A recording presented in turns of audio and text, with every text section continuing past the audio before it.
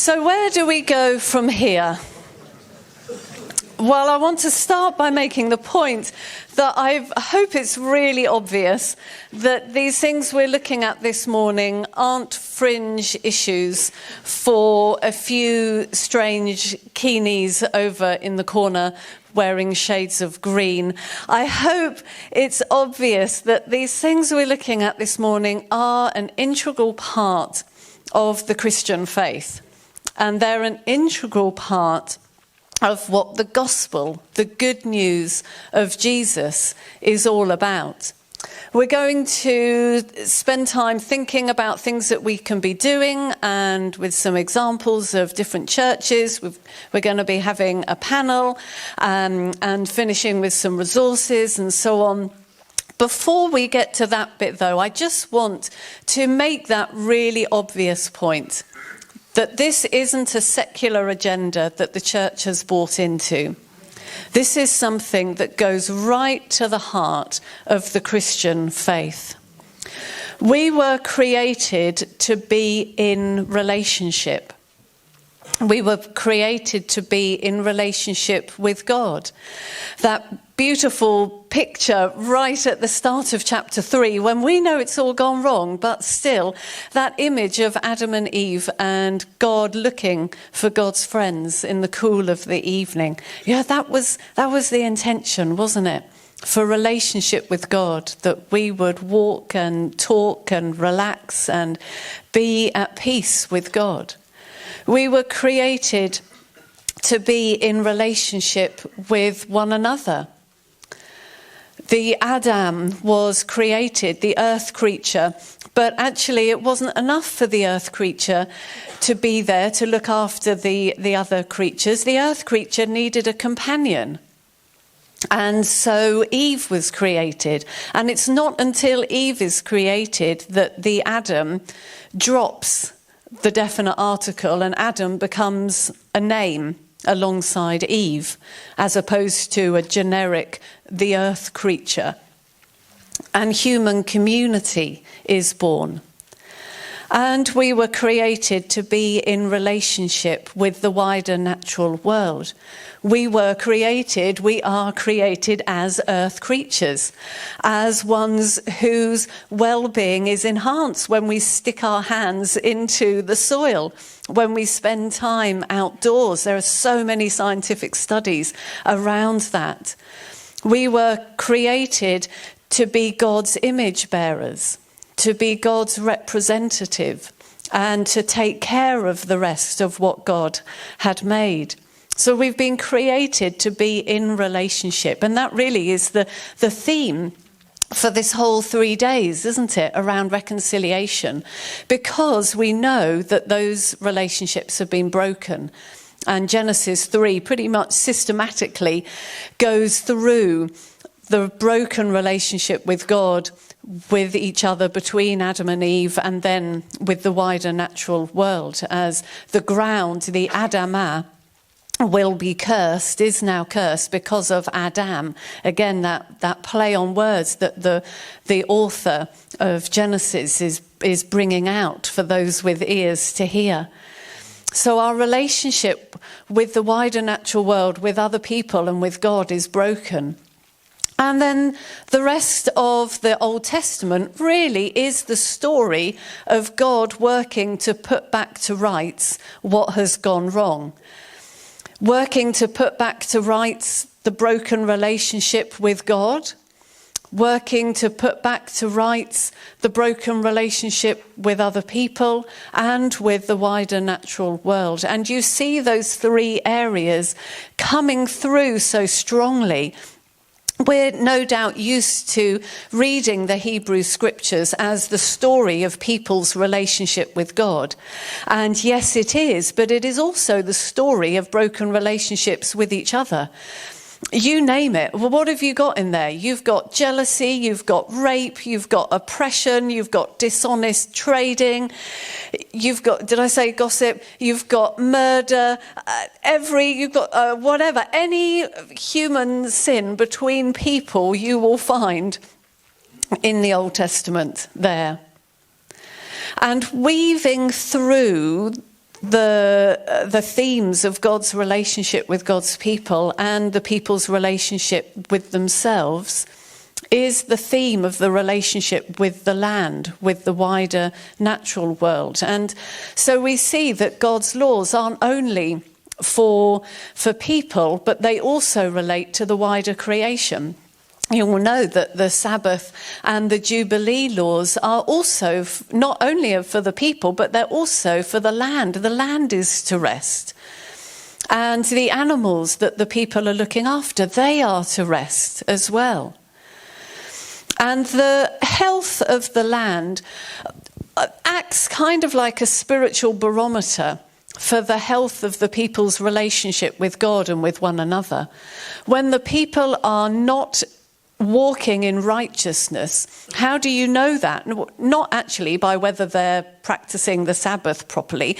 You know that by whether they're taking care of other people, practicing justice, loving mercy, standing against oppression, spending themselves on behalf of the hungry and satisfying the needs of the oppressed. And when the people don't do that, and Amos 8 is a really interesting passage to look at with this, when the people don't do that, then the land responds. There is what we might call environmental degradation. The land revolts, there's upheaval. And then we see in Isaiah some of those beautiful passages about when the people turn and repent from their wicked ways, and when they do take care of the stranger and the orphan and the widow, then the land rejoices and I'll get it the wrong way around, the trees clap and the fields sing, or whatever it is. But the land responds. There's a real interconnectedness between the health of the land, the health of the people's relationship with God, and then the health of their relationship with each other. And Jesus comes ultimately to bring about the restoration of relationships. As we get towards the end of the Hebrew scriptures and we see the people back in Israel, we know that, yes, they're there, but it's not quite how it should be. And the Israelites are looking forward to a time of restoration. They're looking forward to that time of shalom, of peace. Again, there are beautiful passages in Isaiah that speak so deeply into this.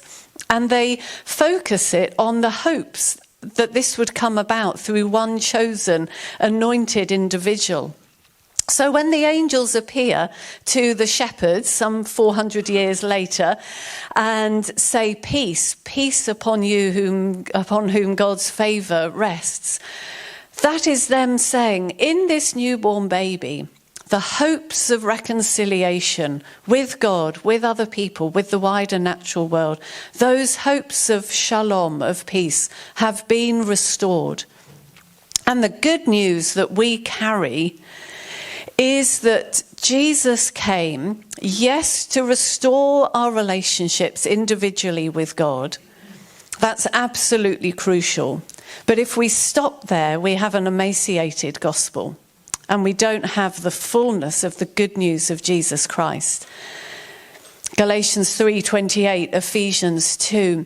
Jesus came also to restore relationships with each other. And I know we've been touching on these themes, crucial themes, through our time here. To break down the dividing wall of hostility between the Jews and the Gentiles, as was relevant in those days. And Jesus came to restore the whole created order to God.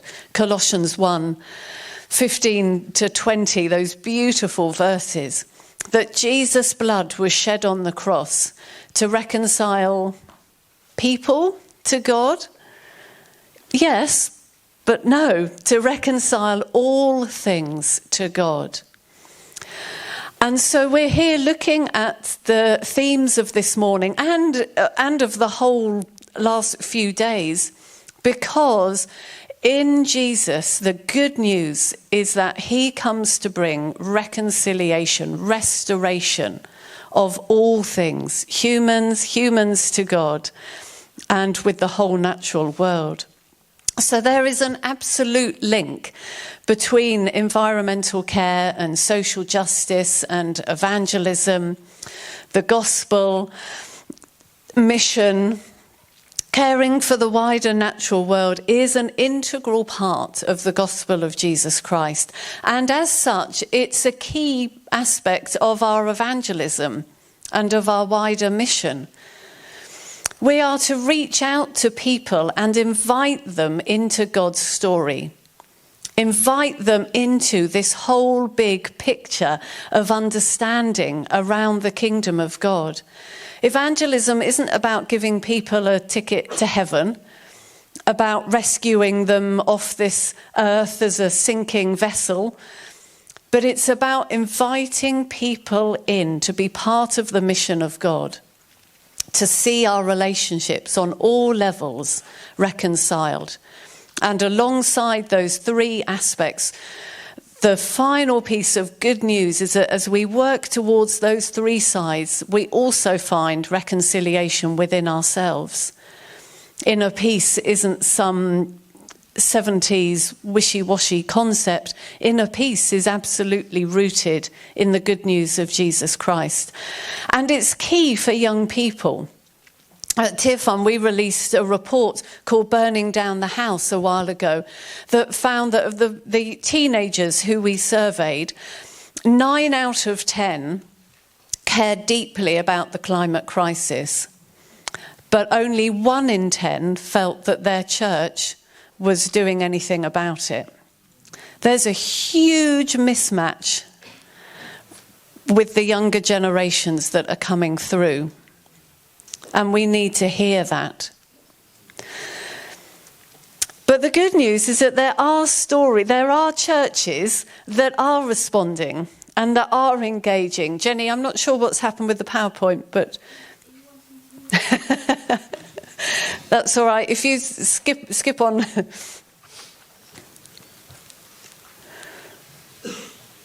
Thank you. That was the bit I've done. And lovely, thank you. So the good news is that there are churches that are involved. And I could tell you so many stories, but I'm just picking out a few here to tell you about. Let me see, the top left is a church in Brighton called One Church. And they work really hard to use their resources for the benefit of the wider community and look to bring about healthy, resilient communities in a whole variety of different ways. So they have their regular Sunday services, but they also have a community garden that they run.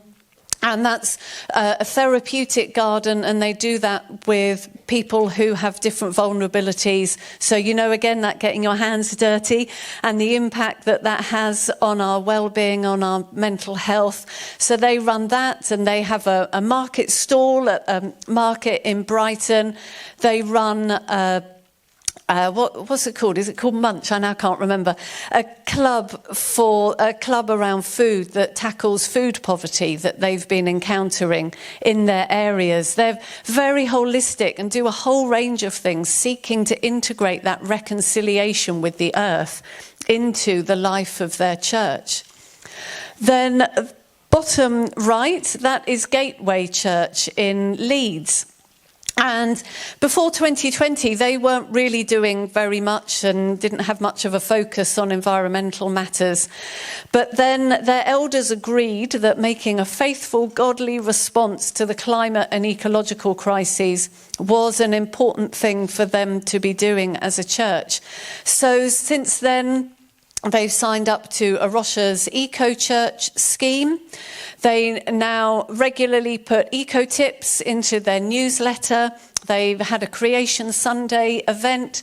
They have started to use Tearfund's Climate Emergency Toolkit as a way to respond to the climate emergency. They've written to their local MP and their local councillors around the expansion of Bradford Airport. So they've been getting very involved locally with campaigning things too. whole range of different things they're now doing. They now have an eco team of 23 people that have each taken on or are involved with one of the 5 areas that the Eco Church scheme looks at. Then, where shall I go? Bottom left. You can't really see, but this actually is a picture from Eternal Faith Church in India. And this is run by Pastor Sunil, and he's introduced practical ways into his congregation for how they can be caring for the wider creation. And one of those things is planting. As you can see, they've planted a kitchen church garden, and also been encouraging their church members to be planting their own garden.